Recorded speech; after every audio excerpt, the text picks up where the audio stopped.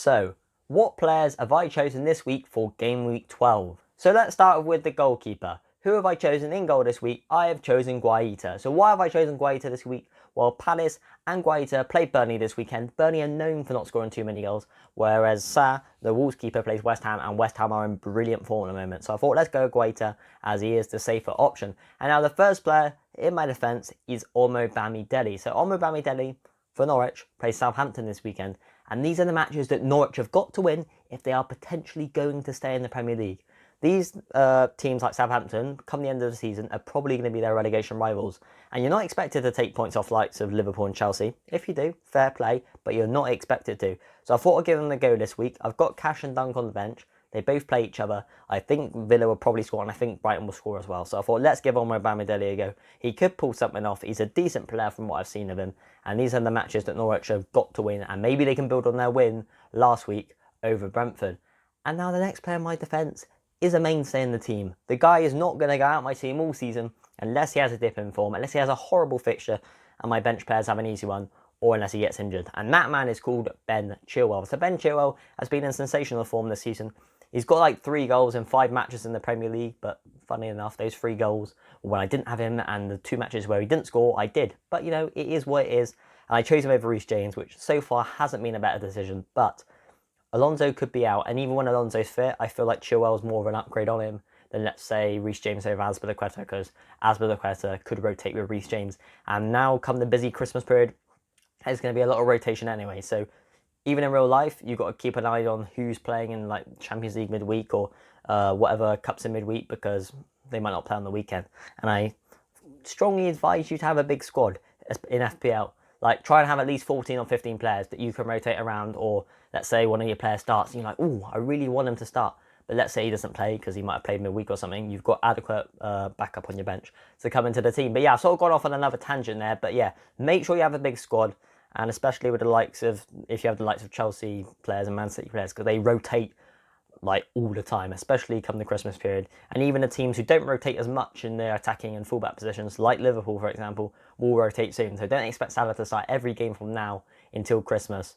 He might, but don't expect him to. And now that leads me on to my next and final defender, which is Tsmikas. So why I said it leads me on is because he is a Liverpool asset, and at the moment he is nailed on to start if he's fit, because Robertson is supposedly, I don't know if it's 100%, but I think I'm pretty 100% confident, well 98% confident, that he is out for this weekend's match against Arsenal. So who's going to start? Tsmikas. So I've brought him into my team at 3.9 million. The guy is cheap as chips. He's on corners. He takes some corners, like from the left and the right hand side, and he can take free kicks too. And he can whip a beautiful ball into the box. And also he has that clean sheet ability as well, because Liverpool's defence is usually solid. Not all the time, but usually solid. And even after Arsenal, which is a quite tough fixture now because they're playing quite well, he plays Southampton, Everton, Wolves and Villa, and Newcastle as well. So a gentle set of fixtures for Tsimikas to play. And let's say Robertson's out for an extended period of time, this is a time for Tsimikas to get a run of games under his belt, and that's why I've chosen him in my team. And I had to bring him in anyway, because I wanted to bring Son into my midfield, and I had to downgrade Semedo to someone. And now that leads me on to my first player in my midfield, Son. So why have I chosen Son? Well, if you don't know already, the guy has got an outstanding set of fixtures. In his next 4 or 5 games, 4 games, he plays Leeds, Burnley, Brentford and Norwich. You can't get much easier than that. And that is like, buy me, buy me, buy me, buy me, buy me, buy me, buy me, buy me, buy me, buy me, buy me. And if you haven't bought Son, I don't know why. Maybe you've brought in Kane, and I may regret saying this, but those fixtures are beautiful. And if Son and Tottenham are going to score goals now under Conte, that is their time to do so. And if they don't, I don't know how they're going to pick up points this season. Who knows though? Son might not even score any goals, and Tottenham might go win all those matches, or Tottenham might go lose all those matches, and Son scores several goals. Who knows? Hopefully the latter for me, because I'm not a Tottenham fan, but it is the Premier League, and anything can happen. And anything can happen because Conor Gallagher is my next player. And when I say anything can happen, 2 weeks ago, the guy scored a goal and got an assist against Man City, and Palace won at the Etihad. Proves anything can happen. And then obviously last week they beat Wolves and he scored again. So the guy is in brilliant form at the moment. He's been in brilliant form all season. I've watched quite a lot of Palace. They're an exceptional team. Well, when I say exceptional, they're an attractive team. They play an attractive brand of football. And it's an upgrade from Roy Hodgson with Patrick Vieira. Like, Roy Hodgson did a good job at keeping him in the league, but Vieira's taken them to another level, and it looked like a really enjoyable team to watch. And so, same with this man, Conor Gallagher. and he only cost 5.9 million. Like, the guy at his price point is absolutely ridiculous. 3 double-digit hauls this season. He scores a lot of goals. He provides a lot of assists. He plays 90 minutes week in, week out, providing he's fit, and he's got a decent set of fixtures come the next 7, 8, 9, 10 games.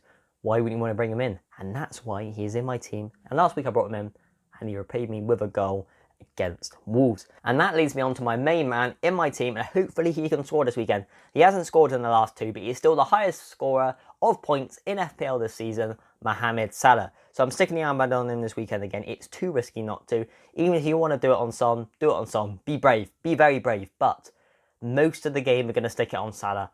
And if he returns and you don't captain him, it's going to do bad for your ranks. So he's the safe option. But if we all didn't think like that and thought let's captain other players, some would get a lot of the armbands. Maybe even Gallagher.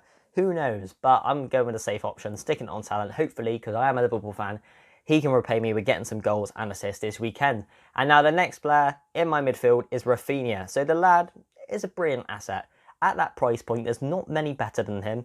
He scored 2 goals in his last 2 matches, and Leeds have got a decent set of fixtures for the next 4 game weeks. So yeah, why wouldn't you want Rafinha in your team? He's like Leeds' best player, and literally everything goes through him. And then the final player in my midfield is Diogo Jota. There's a little explanation to do about Jota, why I think he's probably one of the best FPL options up until the new year. Well, basically, Firmino's out for about 5 to 6 weeks, so he will be out until the Christmas period. And even when he comes back, where you might think Jota's rotation and Jota's spot on the team is under jeopardy, Mane and Salah go off to the African Cup of Nations. So he's going to pretty much play, providing he's fit, all the way into late January. But obviously, providing he's fit, he could pick up an injury and he could be out for who knows. But yeah, providing he's fit, he should play until then. He won't start every match because obviously busy Christmas period, you need to rotate players. But because Firmino's at the moment, you expect him to start a lot. And come the African Cup of Nations in January, you expect him to start a lot as well because the 2 main goal scorers, Mane and Salah, are out of the side. But yeah, enough of the waffling about Jota. You can see the reason why I brought him in, and he's cheap at 7.5 million as well. What is there not more to like about that man? So the first player in my attack is Jamie Vardy. So the Leicester forward is skating on very thin ice. Like, I mean very thin ice at the moment. The guy has done absolutely nothing from when I brought him into the team. He's got a measly 4 points in the last 3 game weeks. Super disappointing, but I'm going to keep him for at least another 3 game weeks. Well, maybe 2. If he doesn't do anything against Chelsea this weekend, I'll be like, great, but it's Chelsea. But if he doesn't do anything next weekend against Watford, I think he's on his way out for anybody, because that guy at 10.7 million is starting to not really warrant his price tag. The guy's either in the team 1 week because everybody's like, oh, he's got a decent set of fixtures and he's scoring, but then he's out the team the next because he goes on several games without doing anything. That's sort of Jamie Vardy's story in general. Like this season, he's got 5 points on the first game week, 2 points. Actually, to be fair, this season he's been very consistent up until I brought him in. But yeah, what I'm trying to say is Jamie Vardy is skating on super thin ice, and yeah, his spot in my team is not assured for much longer unless he starts to return with some goals and assists. And now the final player in my attack is Raul Jimenez. This guy is a brilliant striker. He has so much to his game. He's been brilliant for me from when I brought him in. I brought him in on game week 4, and he's been in my team for 7 game weeks. And in that time, he's managed to return 4 times. So basically a 1 in 2 striker, which is brilliant considering he only cost 7.7 million. Also, he's quite lowly owned as well. Not many people look at Wolves, but they are starting to develop their game under Bruno Lage and pick up points here and there. And previous to their Palace match, in the previous 5 games before that, they won 4 of them. So they're not in bad form because they lost to Palace. They're in actual great form. And also, they've got a decent next 3 fixtures. Well, 2. They play Norwich and Burnley, but from game week 14, I might have to shift Jimenez out only for a little bit before I bring him back in around game week 22. But yeah, in that time they play Liverpool, City, Brighton, Chelsea, Arsenal, Man United. Like, that is a tough run of fixtures. So yeah, he's staying in my team at the moment, but I may bring him out then because, you know, even Wolves and even Raul Jimenez, who is a top quality striker, will probably struggle to score goals and get points in those several matches. So yeah, that is my team right there, guys. I just showed you it all in one go because I haven't had much time this week. Been very busy, been to the gym, been doing all this stuff. So yeah, but anyway, enough of the waffling. That is my team right there. And I do hope you have enjoyed the video. If you have any questions, put them in the comment section. And if you have enjoyed the video, hit the like button and the subscribe button. And I'll catch you in the next one.